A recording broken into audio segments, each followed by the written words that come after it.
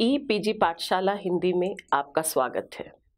मैं डॉक्टर रोहिणी अग्रवाल, महर्षि दयानंद विश्वविद्यालय रोहतक के हिंदी विभाग में प्रोफेसर के पद पर कार्यरत। आज हम प्रश्न पत्र स्त्री लेखन के अंतर्गत नवजागरण आंदोलन और स्त्री लेखन पर चर्चा करेंगे। इस पाठ के अध्ययन के उपरांत आप नवजागरण कालीन स्त्री लेखन की मुख्य बातें जान सकेंगे। सीमंतनी उपदेश और बंग महिला के रचनाओं में स्त्री प्रश्नों पर विचार कर सकेंगे। शिवरानी देवी और सुभद्रा कुमारी चौहान के विचारों का तुलनात्मक अध्ययन कर सकेंगे और आज के स्त्री विमर्श के परिप्रेक्ष्य में हिंदी नवजागरण काल के स्त्री लेखन का मूल्यांकन कर सकेंगे। 19वीं सदी के पूर्वार्ध में राजा राममोहन राय के आविर्भाव से नवजागरण आंदोलन का सूत्रपात हुआ और भारत में आधुनिक बोध का उदय हुआ। 1828 में ब्रह्म समाज की स्थापना और फिर सती प्रथा निषेध अधिनियम ने न केवल हाशिए पर जीवन जीती स्त्री की दारुण स्थिति को विचार का मुद्दा बनाया, बल्कि अंग्रेजी शिक्षा, ज्ञान विज्ञान, पाश्चात्य सभ्यता और औद्योगिक संस्कृति के आलोक में मध्यकालीन बोध की जड़ता की पड़ताल भी की। बंगाल और महाराष्ट्र विशेष रूप से नवजागरण आंदोलन के केंद्र रहे, जहां स्त्रियों और दलितों की स्थिति में सुधार के लिए अनेक सामाजिक राजनीतिक आंदोलन चलाए गए। ईश्वर चंद्र विद्यासागर, देवेंद्र नाथ टैगोर, केशव चंद्र सेन, डिरोजियो, रामकृष्ण परमहंस, विवेकानंद, स्वामी दयानंद सरस्वती, ज्योतिबा फुले, गोविंद रानाडे, इन सब समाज सुधारकों ने स्त्रियों की स्थिति में सुधार के लिए स्त्री शिक्षा, विधवा विवाह और पैतृक संपत्ति में स्त्री के कानूनी अधिकार का समर्थन किया। विवाह संस्था को जड़ बनाने वाली कुरीतियों जैसे बाल विवाह, बहुविवाह, अनमेल विवाह, कुलीन विवाह, दहेज प्रथा का भी डट कर विरोध। दलितों की स्थिति में सुधार के लिए ज्योतिबा फुले, अंबेडकर और पेरियार का योगदान अविस्मरणीय रहा है। ज्योतिबा फुले ने ब्राह्मणवाद के विरोध में न केवल सत्यशोधक समाज की स्थापना की, बल्कि अपनी पत्नी सावित्रीबाई फुले के साथ मिलकर बाल विधवाओं और परिवार से तिरस्कृत स्त्रियों को चेतन और आत्मनिर्भर बनाने के लिए 1853 में बाल विधवा प्रसूति गृह और 1863 में अनाथालय की नींव रखी। इस कड़ी में पंडिता रमाबाई योगदान का भी विशेष उल्लेख किया जा सकता है, जिन्होंने शारदा सदन और कृपा सदन के माध्यम से पतित स्त्रियों के लिए आश्रम बनाने के साथ साथ स्त्रियों को आर्थिक रूप से आत्मनिर्भर बनाने के लिए मेडिकल की ऊंची पढ़ाई और पाश्चात्य शिक्षा सुलभ कराए जाने की मांग। हिंदी नवजागरण बांग्ला और मराठी नवजागरण की तुलना में वैचारिक और आंदोलनात्मक दोनों दृष्टियों से समृद्ध बिल्कुल नहीं कहा जा सकता। भारतेंदु हरिश्चंद्र के आविर्भाव के साथ हिंदी में नवजागरण की शुरुआत। इस दौरान साहित्य और समाज दोनों जगह मध्यकालीन बोध से टकराने वाली आधुनिक दृष्टि क्रमशः आकार लेती दिखाई पड़ती है। वहां धर्मांधता और वैचारिक जड़ता का विरोध था, चिंतन संपन्न समतामूलक समाज का सपना था, रूढ़ियों का विरोध कर व्यक्ति की सत्ता को प्रतिष्ठित करने की कामना थी, लेकिन तमाम कोशिशों के बावजूद परंपरा के प्रभाव से स्वयं को मुक्त कर पाना संभव नहीं हो रहा। समाज सुधार आंदोलन की रौ में बहकर हिंदी नवजागरण स्त्री मुक्ति की बात तो करता था, लेकिन स्त्री को पुरुष के समकक्ष एक स्वायत्त मानवीय इकाई के रूप में स्वीकार नहीं कर पाता। यही कारण है कि वह स्त्री को सहानुभूति देता है, मुक्ति के नाम पर उसकी बेड़ियों और बंधनों को थोड़ा ढीला कर देता है, लेकिन उसे विवेकशील आत्मनिर्भर मनुष्य बनने का अवसर नहीं देता। स्त्री अभी भी उसके लिए मनु संहिता के निर्देशों और आदेशों से संचालित होने वाली वस्तु रही। वास्तव में स्त्रीवादी दृष्टिकोण से नवजागरण आंदोलन के इन अंतर विरोधों को पढ़ना बेहद जरूरी हो जाता है, खासतौर पर इसलिए भी कि रचनाकार की लैंगिक स्थिति उसके सरोकारों में भी परिवर्तन ला दे। नवजागरण आंदोलन का मुख्य एजेंडा स्त्री शिक्षा का प्रसार रहा है। समाज सुधारकों, चिंतकों और साहित्यकारों के बीच स्त्री शिक्षा के पाठ्यक्रम को लेकर चली लंबी बहस दरअसल स्त्री को लेकर उसकी बुनियादी दृष्टि को ही स्पष्ट कर। 1870 में रचित देवरानी जेठानी की कहानी और 1887 में रचित उपन्यास भाग्यवती में स्त्री शिक्षा हेतु जिन विषयों को स्वीकृति दी गई है वे हैं सिलाई, बुनाई, कढ़ाई, पाककला, गृह विज्ञान, व्याकरण एवं छंद रचना, प्रारंभिक गणित एवं भूगोल। ये विषय स्त्री को देश का चेतन नागरिक भले न बनाए, उसके स्त्रीत्व को पुष्ट कर आदर्श पत्नी और आदर्श मां बनने की दीक्षा जरूर दे। भारतेंदु ने भारतवर्ष की उन्नति कैसे हो निबंध में स्पष्ट लिखा है, लड़कियों को भी पढ़ाइए, किंतु उस चाल से नहीं जैसे आजकल पढ़ाई जाती, जिससे उपकार के बदले बुराई होती है। ऐसी चाल से उनको शिक्षा दीजिए कि वह अपना देश और कुल धर्म सीखें, पति की भक्ति करें और लड़कों को सहज में शिक्षा। यही नहीं, विधवा विवाह के प्रश्न पर बंकिम चंद्र चटर्जी ने चुप्पी अपनाकर अपना मत दिया।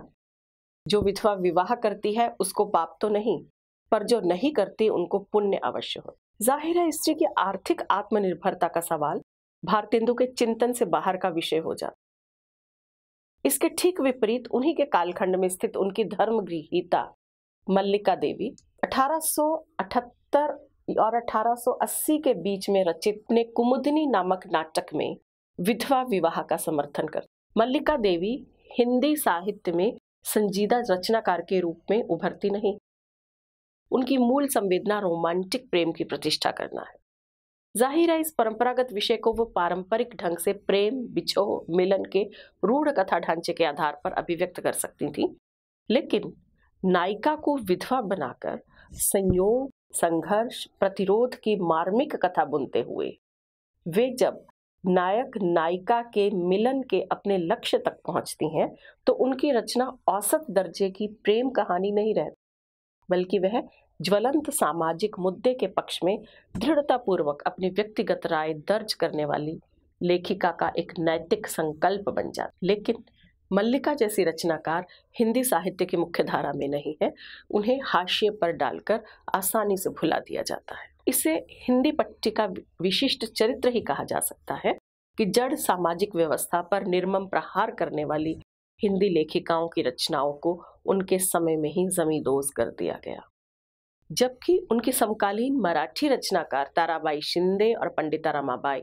अपनी रचनाओं के माध्यम से हिंदू धर्म ग्रंथों के स्त्री विरोधी स्वरूप को आक्रामक लहजे में चुनौती देती रही। मल्लिका के अतिरिक्त जिन नव जागरण कालीन स्त्री रचनाकारों की रचनाओं को विलुप्त कर दिया गया, वे हैं अज्ञात हिंदू महिला और दुखिनी बाला, जिन्होंने 1916 में सरला एक विधवा की आत्मजीवनी नामक उपन्यास लिखा।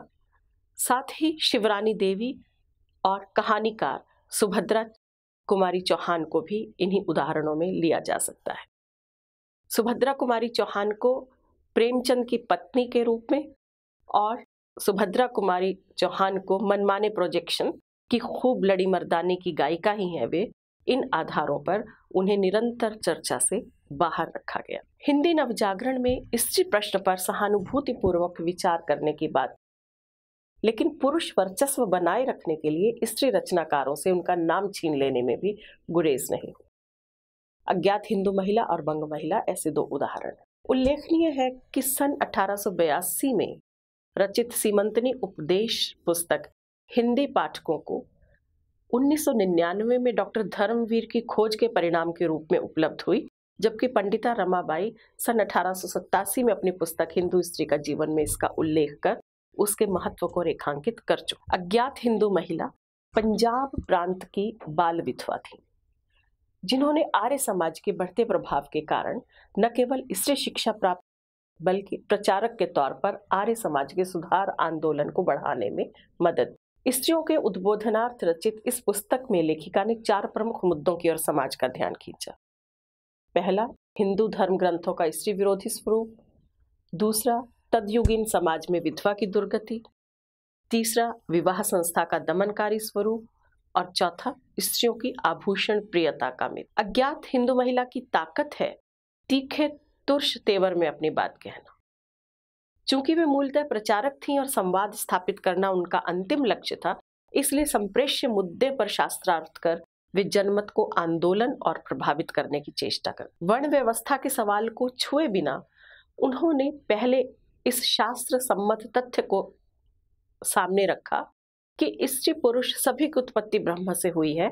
फिर यहीं से सवाल को वाद विवाद संवाद का स्थल बना डाला कि यह कैसा संवाद कि विधुर को पुनर्विवाह की इजाजत है और विधवा को नहीं। व्यक्तिगत तौर पर भले ही वे विधवा विवाह की समर्थक नहीं है, क्योंकि वो मानती हैं कि शादी से बड़ी बड़ी तकलीफें उठानी पड़ती हैं, लेकिन साथ ही वो ये भी स्वीकारती हैं कि यदि स्त्रियां विधवाएं चाहें तो उन्हें पुनर्विवाह करने की इजाजत मिलनी चाहिए। क्योंकि अज्ञात हिंदू महिला ने स्त्री को विवाह संस्था की जकड़न से मुक्त एक स्वतंत्र मनुष्य के रूप में देखने का विवेक अर्जित किया, इसीलिए उन्होंने सद्भावों की रोजमर्रा की गतिशीलता को बाधित करने वाले भारी भरकम जेवरों और सुहाग चिन्हों के विरुद्ध बोलने का नैतिक साहस भी बटोरा। सीमंतनी उपदेश में जिस संयम और गंभीरता का अभाव है, वह 33 वर्ष बाद प्रकाशित सरला एक विधवा की आत्मजीवनी शीर्षक औपन्यासिक कृति में पूरे चरमोत्कर्ष के साथ दिखाई देता है। स्त्री की नारकीय स्थिति के लिए पुरुष अथवा धर्मशास्त्रों को दोषी ठहराने की बजाय यह पुस्तक पितृसत्तात्मक व्यवस्था की आंतरिक संरचना की जांच कर लेना चाहती है, जो जन्म या जन्म से पूर्व गर्भ में स्त्री पुरुष की हीनता और श्रेष्ठता का निर्धारण करती है। लेखिका दुखनी वाला ने दुख के सागर में डूबते उतराते इस पड़ताल को अंजाम नहीं दिया है, बल्कि पहले दुख को विश्लेषण के साथ गूंथकर अंतर्दृष्टि के रूप में पाया है और फिर पश्चिमी ज्ञान और भारतीय शास्त्रों में रुंधे गुंधे पूर्वग्रहों की निस्सारता बताई। स्त्री पुरुष समानता की अवधारणा को प्रतिपादित करते हुए वे स्त्री पुरुष के बीच छिड़ी वैचारिक लड़ाई को बढ़ावा नहीं देती, बेहद निसंग दृष्टि से स्त्री की उपेक्षित स्थिति की ओर संकेत करती। आक्रामक और हावी होने के हठ का अभाव उनकी रचना को वस्तुपरक और तर्कसंगत बना देता है। यह एक ऐसी विशिष्टता है जो किसी एक खास पाले में खड़े होकर रची गई उस युग की उद्बोधनात्मक रचनाओं से अलग अपनी कोटि स्वयं बनाती है।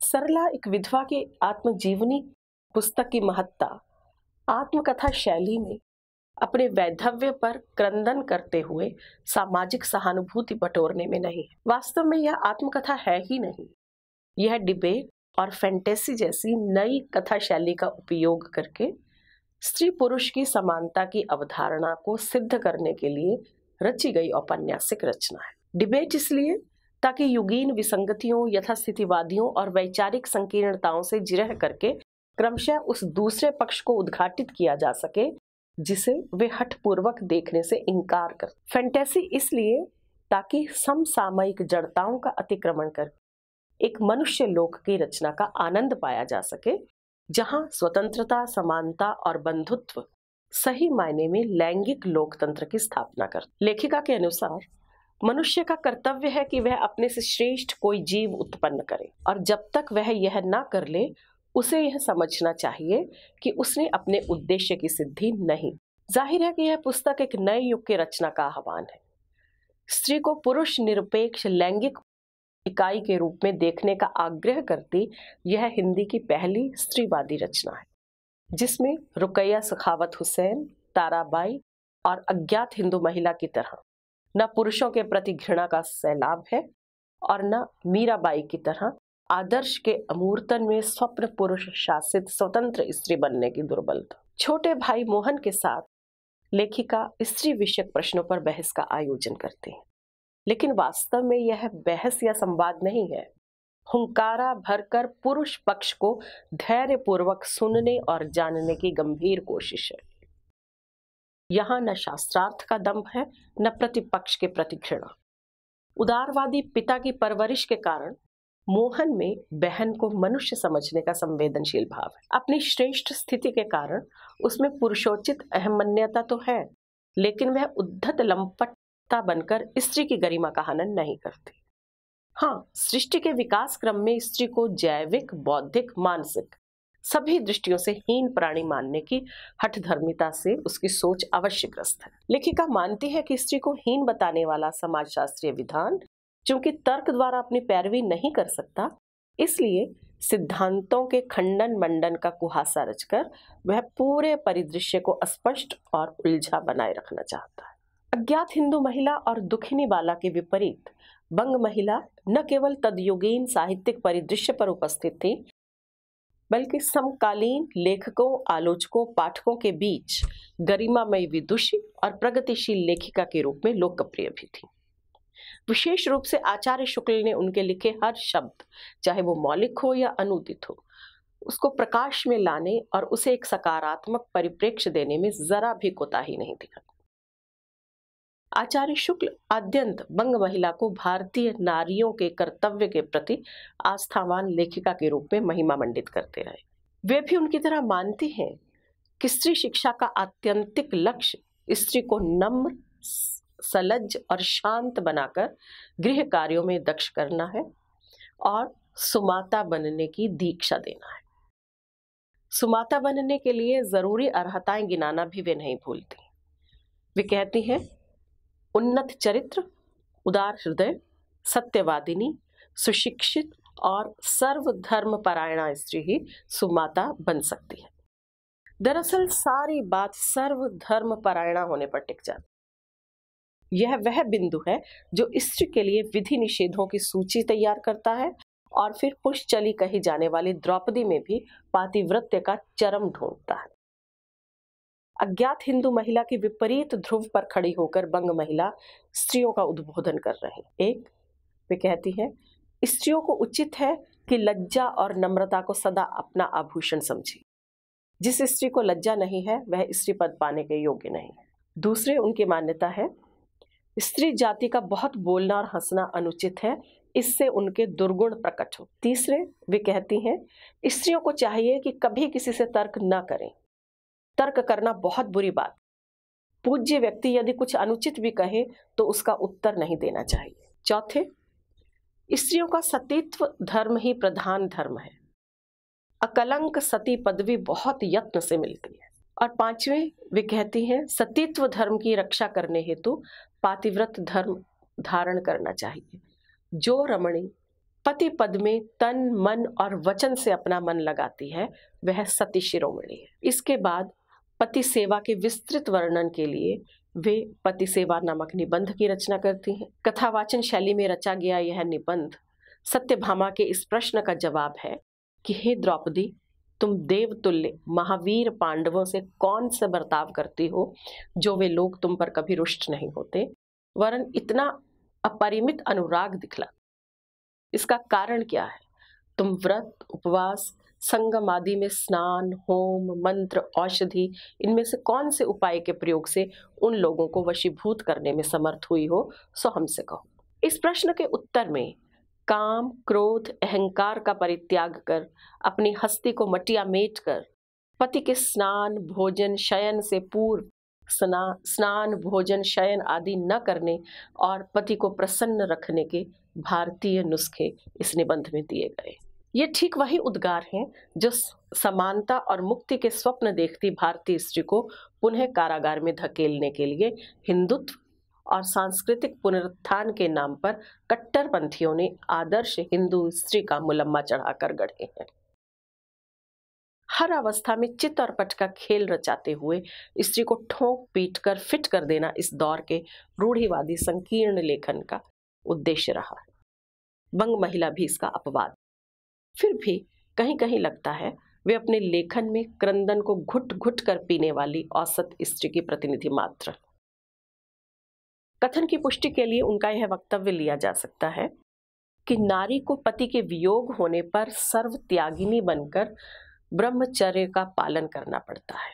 यहाँ पढ़ना शब्द पर विचार किया जाना जरूरी है, क्योंकि पढ़ना शब्द हार्दिकता का सूचक नहीं है, बाहरी ताकतों द्वारा बलपूर्वक किन्हीं अप्रिय और प्रतिकूल परिस्थितियों का आरोपण करता है, जिनका भीतरी कमजोरियों या परंपरागत दबावों के चलते प्रतिकार भी करना संभव। इस दृष्टि से देखें तो उनकी कहानियों धुलाई वाली और हृदय की परीक्षा की स्त्रियां प्रत्यक्षतया पति भक्ति की मिसाल पेश करती हैं, लेकिन कदम कदम पर तुनक मिजाज अहमनिष्ठ स्वार्थी पति से भयभीत भी। तब अपने को सिकोड़ कर लगभग अदृश्य कर लेने की दीक्षा को शिकायत के सुर में भाई बहन कहानी में देखा जा सकता है कि लड़की को सब चीज में भैया से कमती हिस्सा लेना चाहिए। अब हम शिवरानी देवी पर बात करेंगे।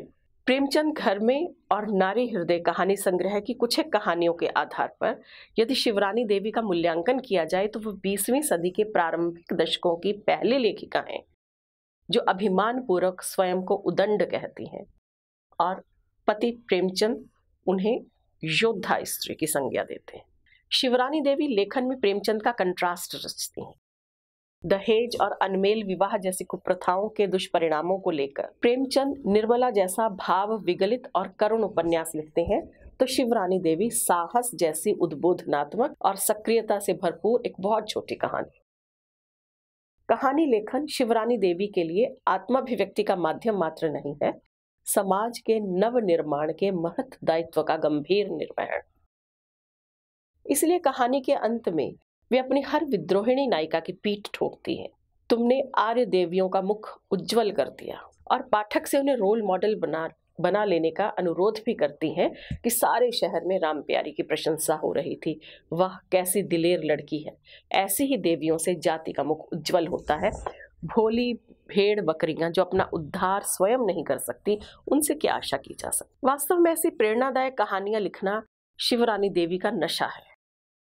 प्रेमचंद उन्हें लाख मना करते रहे कि साहित्य साधना के नाम पर वे क्यों अपना खून जला रही हैं, लेकिन शिवरानी देवी तो मानो खून जलाने को ही तैयार बैठी। पति का उलाहना है कि तुम कहाँ बाज आओगी, लेकिन इस उलाहने से भी वो रुकती नहीं है। उनकी दो टूक उत्तर देती है कि अब तक बाज आते रहे हैं, कब तक बाज आते रहे। दरअसल यही उद्धतता शिवरानी के व्यक्तित्व को मौलिकता और निजता देती है, जो उनकी दो कहानियों वधु परीक्षा और समझौता में चरमोत्कर्ष पर पहुंच जाती है। वधु परीक्षा कहानी में शिवरानी मीठी चुटकियां ले लेकर घर की औरतों की आड़ में दहेज के नाम पर बेटे की सौदाबाजी करते पुरुषों और सतीत्व के नाम पर पुरुषों को कामुक अदाओं से रिझाने की शिक्षा दीक्षा देती लेती लड़कियों को फटकारने में कोई कोर कसर नहीं छोड़ती। लेकिन यह उनका अभीष्ट नहीं है। वे तो नायिका निर्मला के साथ खड़ी होकर पहले विवाह संस्था को ही रिव्यू कर लेना चाहती हैं कि क्या विवाह की सारी गरज स्त्री को ही है। क्यों बगैर रुपए की थैली के वह वर के साथ तराजू पर रखे ही नहीं जा सकती, कि क्यों सदियों से स्त्री इस अपमान को सहती चली आ रही है, सिर्फ पेट भर रोटी खाने के लिए। लेकिन उसके लिए क्या वह खुद कमा नहीं सकती? क्या उसे खुद कमाना नहीं चाहिए? अकेली औरत यदि कमजोर है और उसे सदैव एक रक्षक की जरूरत है, तो क्यों नहीं 10-5 स्त्रियां मिलकर साथ रहती? विवाह संस्था का उन्मूलन नहीं तो उसके विकल्पों पर विचार तो किया ही जा सकता है ना। जाहिर है निर्मला सती होना अस्वीकार करती है। वह घूंघट खोलकर वर पक्ष से नपातुला एक ही सवाल करती है कि क्या विवाह स्त्री और पुरुष दोनों की ही पसंद से होना चाहिए? यदि हाँ, तो मुझे इन महाशय से विवाह करना मंजूर नहीं, क्योंकि जिस विवाह का आधार रूप है वह रूप की तरह ही अस्थिर होगा।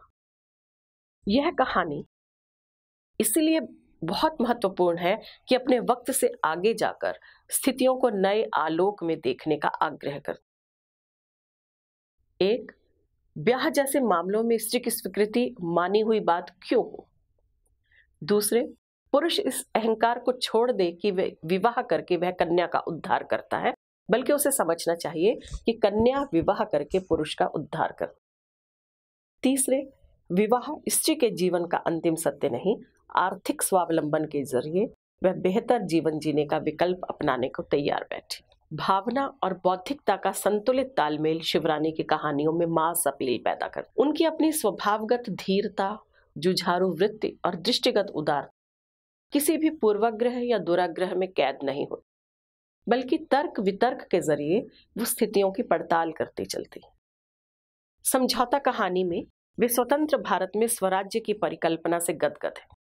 उन्हें विश्वास है कि स्त्री पुरुष समानता का उनका स्वप्न अंततः स्वतंत्र भारत में ही संपन्न हो जाएगा।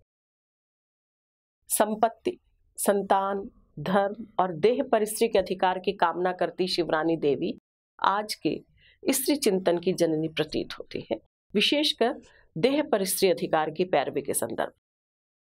लेकिन जिस प्रकार आज का प्रगतिशील पुरुष स्त्री विमर्श में देह मुक्ति के आग्रह को स्त्री मुक्ति आंदोलन के स्खलन और नकारात्मक पाश्चात्य प्रभाव की दुहाई देकर खारिज करता है, उसी प्रकार तदयुगीन पुरुष भी पश्चिम की दुहाई देकर अपनी परिणीता प्रबुद्ध स्त्री का मुंह बंद कर देना चाहता है कि तुम लोगों पर भी पश्चिम का जादू चल गया और तुम भी हकों के लिए लड़ने को तैयार हो गई। स्त्री का महत्व और बड़प्पन इसी बात में है कि वह माता है और माता का गुण है त्याग और उत्सर्ग। अगर स्त्री उस पद को त्याग कर पुरुषों के बराबर आना चाहती है तो शौक से आवे, लेकिन उसे बहुत जल्द मालूम हो जाएगा कि इन हकों को लेकर उसने महंगा सौदा किया है। या समानाधिकार के दावे के बरक्स दफ्तर में बराबर का काम करने का भय दिखाना चाहता है पुरुष। लेकिन शिवरानी की नायिका किसी भी शय से भयभीत होने वाली स्त्री नहीं है। मुंह तोड़ जवाब उसके पास हमेशा तैयार है कि स्त्रियां जितने त्याग से काम कर सकती हैं पुरुष नहीं कर सकते, लेकिन तब बच्चे आप ही पैदा कीजिएगा और घर के सब कामकाज भी आपको करने पड़ेंगे। यह स्त्री स्वतंत्र भारत में वेश्यावृत्ति का उन्मूलन और बहुविवाह प्रथा को कानूनन निषिद्ध कराने के लिए भी कटिबद्ध है। आधी दुनिया के लिए आधी जमीन और आधे आसमान की पैरवी करती है स्त्री। नौकरियों में आधी जगहें लेकर आर्थिक स्वाधीनता अर्जित करना चाहती है। शिवरानी कहती हैं, नौकरी करना आसान है या मुश्किल, इसके बारे में स्त्रियां आप लोगों की राय नहीं पूछने जाती। वे यह जानती हैं कि बिना मुश्किल काम किए उनका यथार्थ जगत में आदर नहीं हो सकता, इसलिए अब वह आसान काम छोड़कर मुश्किल काम करेंगे। जब पुरुषों को घर के आसान काम करने का तजुर्बा हो जाएगा तब उन्हें स्त्रियों की कदर मालूम होगी। अगर पुरुष मुश्किल काम कर सकता है तो स्त्री भी कर सकती है। व्यंग्य नहीं, उलाहना नहीं, सहयोग की कातर पुकार नहीं, चुनौती के जवाब में चुनौती को स्वीकारने का हौसला, आत्मविश्वास और दृढ़ संकल्प। सपनों को साकार करने के लिए इसके अतिरिक्त और चाहिए भी क्या, शिवरानी देवी की यह दृढ़ मान्यता है। लेखन शैली और तेवर में सुभद्रा कुमारी चौहान शिवरानी देवी का विलोम है। स्त्री मानस के गोपन रहस्यों को पढ़ने और उकेरने में नहीं। उनका लेखन अपनी मूल स्थापनाओं में आज के स्त्री लेखन के अधिक निकट है।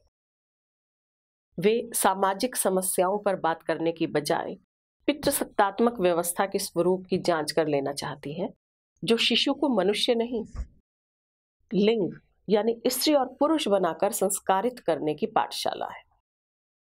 इसलिए उनकी कहानियों में सपाट बयानी या बड़बोलापन नहीं, सांकेतिकता है। आवेश नहीं, संयम है। स्त्री पुरुष दोनों की रूढ़ छवियां उनके निकट बेमानी है और उन छवियों को बनाने वाली सांस्कृतिक मनोवैज्ञानिक दबाव भी। स्त्री संवेदना से आंदोलित उनकी कहानियां सवाल उठाती हैं कि प्रेम और मित्रता पुरुषों की विरासत क्यों है।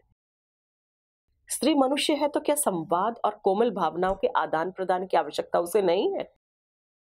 घर आंगन ही उसकी जरूरतों की जमीन और सपनों का आसमान क्यों हो? सुभद्रा कुमारी चौहान एक नहीं, 4 महत्वपूर्ण कहानियों मंझली दीदी, थाती, उन्मादिनी, अनुरोध में स्त्री पुरुष के बीच प्रेम और मैत्री की भावनात्मक और मानवीय अनिवार्यता की पैरवी करती। जब सब कुछ अगोपन हो, संबंध से लेकर संवाद तक, आकांक्षाओं से लेकर व्यवहार तक, तब व्यभिचार और अश्लीलता का प्रवेश होगा भी तो कहां से होगा। लेकिन क्या पारदर्शी संबंधों के स्वरूप को जानते हुए भी पितृसत्तात्मक वर्चस्व से आक्रांत समाज स्त्री को प्रेम और मित्रता की अनुमति देने को तैयार है? यह एक बड़ा प्रश्न हमें उनकी कहानियों में मिलता है। मछली दीदी कहानी में सुभद्रा कुमारी चौहान स्त्री पक्ष की ओर से उठाए गए इन सवालों को समाज के सामने रखती हैं। वे कहती हैं, मित्र, भला किसी स्त्री का कोई पुरुष भी मित्र हो सकता है? और यदि हो भी तो वह स्त्री भ्रष्टा है, चरित्रहीन है, नहीं तो पर पुरुष से मिलने जुलने का और मतलब ही क्या हो सकता है। एक व्यंग्य के साथ वह अपनी पीड़ा दर्शा रहे।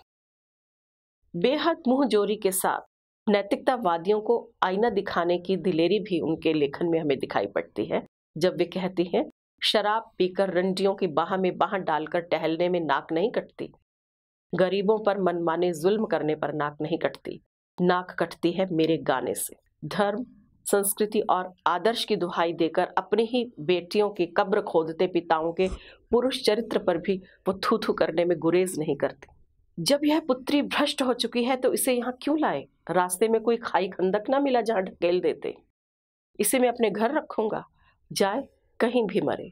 इस गर्भोक्ति में स्त्री से तिल भर जगह और सांस छीन लेने की सांस्कृतिक श्रेष्ठता विनिबद्ध है, जो मूलतः क्रूरता को मखमली जामा पहनाकर भ्रांतियों को सत्य बनाने की सनक का नमूना है। सुभद्रा कुमारी चौहान सवाल उठाती हैं कि सुपरिभाषित पारिवारिक सामाजिक संबंधों की हदबंदी के बाहर विकसित स्त्री पुरुष संबंध को किस आधार पर खारिज किया जाए, खास तौर पर तब जब मनुष्यता और औदार्य का सौंदर्य पूरे वैभव के साथ ऐसे संबंध में मौजूद हो। मास्टर बाबू के साथ बात कर लेने के अपराध में ससुराल और मायके से दूर दुराई अशिक्षिता मंझली रानी पूरे 1 वर्ष तक भिखारिन बनकर रही। उसकी दशा देख सुनकर परिजन क्षुब्ध नहीं है, क्षुब्ध है वही मास्टर बाबू जो उसे अपने घर लिवाकर आश्रय भी देते हैं और सम्मान भी। लोकापवाद का भय क्रांतिकारियों को नहीं होता, लेकिन मंझली रानी प्रश्नाकुलता में विमूढ़ है कि मैं अभी तक नहीं जान सकी वे मेरे कौन हैं। वे मुझ पर माता की तरह ममता और पिता की तरह प्यार करते हैं, भाई की तरह सहायता और मित्र की तरह नेक सलाह देते हैं, पति की तरह रक्षा और पुत्र की तरह आदर करते हैं। कुछ ना होते हुए भी वे मेरे सब कुछ हैं और सब कुछ होते हुए भी वे मेरे कुछ नहीं हैं। जाहिर है सुभद्रा कुमारी चौहान स्त्री और पुरुष के संबंधों के उस महीन धागे को अपनी रचनाओं में उकेरती हैं जो उस समय ही नहीं आज भी अभी अनुत्तरित है।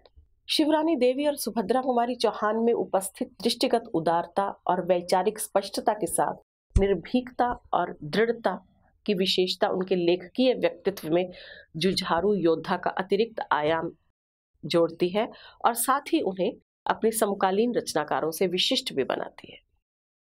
उषा देवी मित्रा में टुकड़ा टुकड़ा ये चारों विशेषताएं मौजूद हैं, लेकिन एकान्विति न होने के कारण स्त्री मुद्दों पर खंडित प्रतिक्रियाएं व्यक्त करने के अतिरिक्त वे उसे कोई ठोस वैचारिकी नहीं दे पाती। उषा देवी मित्रा अपने लेखन में अत्यंत दुविधाग्रस्त है। गांधीवादी विचारधारा को व्यवहारिक रूप देने की बाध्यता में स्त्रीत्व की रूढ़ छवि की प्रतिष्ठा या स्त्री के साथ होने वाले चिरंतन अन्याय को उद्घाटित करने की लेखकीय कर्तव्यशीलता, वे दोनों ध्रुवों को एक साथ लेकर चलना चाहते। कहीं कहीं बेहद प्रखरता और दृढ़ता के साथ परंपरा का विरोध करते हुए स्त्री को नए आलोक में देखने का आग्रह भी करती हैं और इस प्रक्रिया में सदियों से चली आ रही तमाम व्यवस्थाओं और सूक्तियों को उल्टा भी देती हैं। लेकिन अंत तक वे अपनी विद्रोही मुद्रा की पैनी धार बनाए नहीं रख पाती। बीच राह में भर भर आकर समर्पण की मुद्रा में सती की प्रतिष्ठा करने लग जाती है। उषा देवी मित्रा भावना की तरलता और बौद्धिकता की तीक्ष्णता को सानकर अंतर्दृष्टि विकसित नहीं करती, बल्कि तेल और पानी की तरह दोनों को अलग अलग दो वजूद दिए। इसलिए उनकी समूची रचनात्मकता या तो डिबेट का बौद्धिक करिश्मा बनकर रह जाती है या भावुकता का सैलाब। स्त्री विषयक मुद्दों को लेकर वे स्वयं कहाँ खड़ी हैं अंत तक पता नहीं चलता और यह प्रवृत्ति हमें कहीं चंद्र किरण सोनरेखा की कहानियों में भी दिखाई पड़ती। इस विशद विश्लेषण के बाद कहा जा सकता है कि इन प्रमुख रचनाकारों के अतिरिक्त नवजागरण जिसकी परिधि को स्वतंत्रता पूर्व की कालावधि तक ले आए हैं, इन रचनाकारों के अतिरिक्त अन्य लेखिकाओं में हम कुछ गौण लेखिकाओं को भी ले सकते हैं, जिनका नाम गिनाते हुए हम यशोदा देवी, प्रेमवदा देवी, शारदा कुमारी, होमवती देवी के योगदान को भी चिन्ह सकते हैं। इन्होंने अपने अपने ढंग से स्त्री प्रश्नों पर विचार कर स्त्री के प्रति समाज के रवैये और संवेदनशीलता का परिचय दिया है। नवजागरण कालीन द्वंद्वग्रस्तता के कारण हालांकि किसी किसी लेखिका में परंपरा का पोषण भी दिखाई पड़ता है। उदाहरण स्वरूप बंग महिला का लेखन हमारे सामने है, किंतु अज्ञात हिंदू महिला, दुखिनी बाला, पंडिता रमाबाई, शिवरानी देवी, सुभद्रा कुमारी चौहान स्त्री प्रश्नों पर बेबाकी से विचार करती हैं। समाज द्वारा स्त्रियों के लिए अपनाया गया दोयम दर्जे का व्यवहार उन्हें बहुत सालता है। आदर्श पत्नी और पुत्री के पीछे छिपे हुए यथार्थ को स्त्री संवेदनशीलता के साथ ये अपनी रचनाओं में उजागर करते हैं। नवजागरण काल स्त्रियों के लिए एक नए युग का संदेश लेकर आया था। पुरुष लेखक जहां कुछ छूट देकर परंपरा के अनुसार ही स्त्री शिक्षा पर अपने विचार रख रहे थे, वहीं दूसरी तरफ ये लेखिकाएं स्त्रियों के जीवन में आमूल चूल बदलाव के स्वप्न देख रही। स्त्री पुरुष संबंध, स्त्री शिक्षा, स्त्री अधिकार और रूढ़िमुक्त समाज पर इनका दृष्टिकोण पुरुष लेखकों की अपेक्षा अधिक संतुलित और मानवीयता पर आधारित। निस्संदेह नवजागरणकालीन लेखिकाएं आधुनिक स्त्री विमर्श की मजबूत पृष्ठभूमि का निर्माण कर। धन्यवाद।